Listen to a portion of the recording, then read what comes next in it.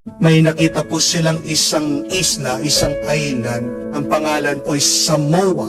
At yung mga tao dito, mga Samoans, native, mga katutubo, wala po silang gamit kamukha natin mga modernong tao.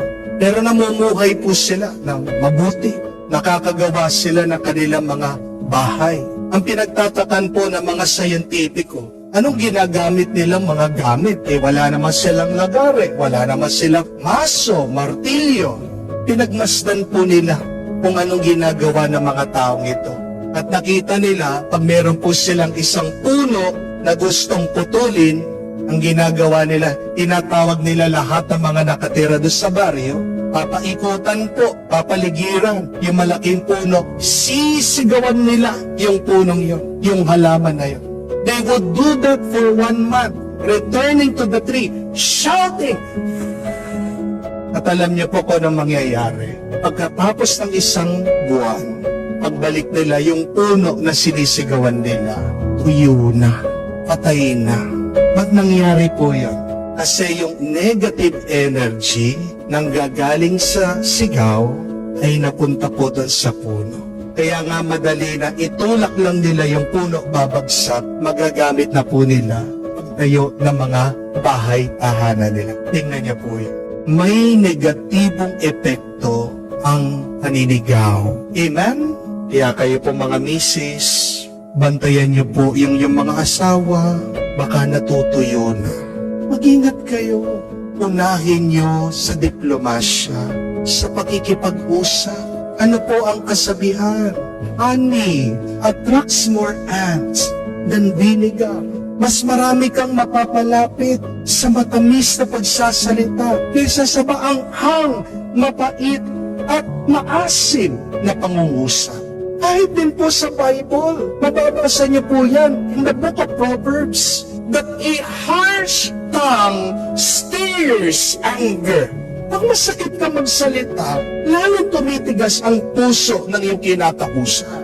Kaya nga sabi ng Panginoon, kayong dalawa, mag-usap kayo privately, patiently. Pero pag hindi daw nakinig sa iyo, magsama ka ng 2-3, kausapin niyo yung tao. Nagsasama ng 2-3 tao, hindi para kumuha ka ng kasangga o kakampi, pero para naman merong mag-obserba daw sa inyo. Titingnan kayo kung paano kayo mag-usap. Sila ang maghuhusga kung sino yung tama at mali. Baka ikaw naman na sinasabi mong mali siya sa iyong pangungusap, talagang masakit ka naman magsalita. Hindi po ba? Nandoon yung mga tao para tulungan kayo magkaayos muli. Amen? Pero sabi din ng Panginoon, if that failed, bring that person to the church. Yung pare, sana makatulong para maituwid ang ugali ng tao. Yung komunidad, pagdasal nila, bigyan nila ng counsel, i-advise nila yung tao. Siguro naman sa dami ng mga tao na kumakausap sa kanya, mahihiya na yung taong yun. Hindi po ba? Pero ito yung masakit na katotohanan. Minsan, pagkatapos mo nang ginawa ang lahat, meron pa rin tao ang tigas ng ulo, ang tigas ng puso. Ano ang payo ng ating Panginoon? Ano ang turo ni Jesus? Treat that person as a Gentile and as a tax collector. Yun po yung tanong. Paano ang trato ng mga Hudyo nung panahon ni Jesus sa mga hentil, sa mga pagano, sa mga naniningil ng buwis? They distance themselves from them. Iniiwasan. Hindi po sila nakikisalamuha sa kanila kasi ang trato nila, ang tingin nila sa kanila, madumi. Hindi po ba parang napakarahas naman yon? Nasaan yung turo sa pangalawang pagbasa na ang prinsipyo dapat ang pinakapuso ng ating batas ay pagmamahal? Bakit natin iiwasan ang mga taong ito? Hindi ba natin sila mamahalin? Alam niyo po, you can love a person at a distance. Remember that. Kailangan mong maunawaan, ginawa mo na lahat. Kinausap mo na, nagdala ka ng 2-3 tao, dinala mo na sa simbahan, kinausap na ng pare, hindi pa rin nagbago. The best thing is to distance yourself from that person. Dahil kung pagpapatuloy mo ang pakikisalamuha mo, kung pagpapatuloy mo ang pakikisama mo sa tao, maiisip niya, okay lang naman pala. Wala naman nagbago sa aming relasyon. Pagpapatuloy pa rin niya yung masamang ginagawa niya. Pero di ba, pag iniiwasan tayo ng isang tao, pag hindi tayo kinikibuan o kinakausap, makakapag-isip ka din, ano kaya yung ginawa ko masama? Hindi po ba? Tulong din yun. Pag hindi mo kinakausap ang isang tao para makaisip siya. At tandaan niyo din po, di ba? Pag sira ang isang prutas, isama mo doon sa mga mabubuting prutas, anong nangyayari? Nahahawa, kumakalat yung sira. Pag ang isang itlog ay bugok, isama mo sa mga mabubuting itlog, anong mangyayari? Mabubulok din, mahahawa yung mga mabubuting itlog. Kung ang isang tao na masama at pagpapatuloy sa kanyang masamang ugali, hinahayaan natin na lumapit sa atin, mamuhay kasama natin, baka yung mga mabubuti at matitino, mapasama rin. Yan ang punto ng ating Panginoon. Bakit sinasabi niya, dumistansya kayo sa kanila. Pero napakaganda ng pagtatapos ng turo ni Jesus dahil tinapos niya sa pamamagitan ng turo ng pagdarasal. Pinapaalalanan tayo ng ating Panginoon na pag meron dalawa nananalangin sa isang partikular na intensyon, sila'y pinapakinggan ng Ama at sila'y pagbibigyan ng Diyos. Ibig sabihin, kung ang lahat ng iyong ginawa ay nabigo, prayer will never fail you. You will never fail by praying. Because nothing is impossible for God.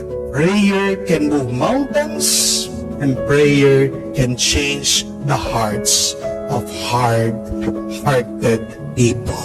Tandaan niyo po yun, na kahit na malayo ka sa kanila, pagdasal mo, gagawa at gagawa ng paraan ng Diyos sa pagbabago ng kanilang isip, ng kanilang puso. Alam niyo po, na-realize ko, ngayong panahon natin, dumami po yung mga nag-aaway. Di ba napansin? Dumami po yung mga magagalitin na tao. Ano po kaya yung dahilan? Sa tingin ko po, isang rason dyan, Facebook. Hindi po napansin yun? Social media. Pagsimula po na nagkaroon tayo ng Facebook, social media, dumami na po yung mga chismosa, dumami pa yung mga nag-aaway. Di po ba? Bakit? Kasi pag meron nakita, merong hindi gusto, agad-agad makakapag-type, ipopost. Ganun po kabilis, no? Mula sa isip, puso, agad sa mga daliri natin, na ilalabas natin yung ating negativities. Nakaka-apekto sa ibang tao, mababasa ng ibang tao, magre-react sila. Ayan, nagbabangayan, nag-aaway. Noong pong unang panahon, di ba wala namang Facebook, wala namang po cellphone? Pag meron kang narinig na sinabi ng kapitbahay mo, anong gagawin mo? Hindi, puntahan mo siya. Pagkapunta mo doon, kayong dalawa, mahihiya pa nga kayo, di ba? Di ka naman magwawala doon sa kanilang bahay. Mag-uusap kayo. E kung medyo malayo-layo pa yung bahay niya, maglalakad ka. Dating mo doon, pagod ka na. Wala na yung init ng ulo mo. Hindi po ba? Magpapasensyahan mo na lang siya. Tapos pagdating mo doon, sasabihan ka pa, hindi ka pa nagmerienda ito, kumain ka muna ng pansit, kumain ka, magkape ka muna. Di ba mawawala yung galit mo? Patawarin mo na lang yung tao, di po ba? O kaya naman, may narinig ka na sinabi ng kamag-anak mo, malayo siya sa inyo. The only means of communication, sulatan mo na lang siya. Susulatan mo, sige, no? Pero paano papadala yung sulat? Pupunta ka sa post office, di po ba? Maglalakbay ka pa, mamamasahe ka pa. Pagdating mo doon, good ka na. Bago mo ipadala, mag-iisip ka muna. Pabayaan mo na, pupunitin mo na, dahil lumamig na yung ulo mo. Bakit po agad nag-aaway ang mga tao? Dahil hindi nila binibigyan ng oras na pag-isipan yung kanilang sasabihin at gagawin. But if you have that time, please take the time first to think and pray before you say and makakaiwas tayo sa anumang away, sa anumang hidwaan.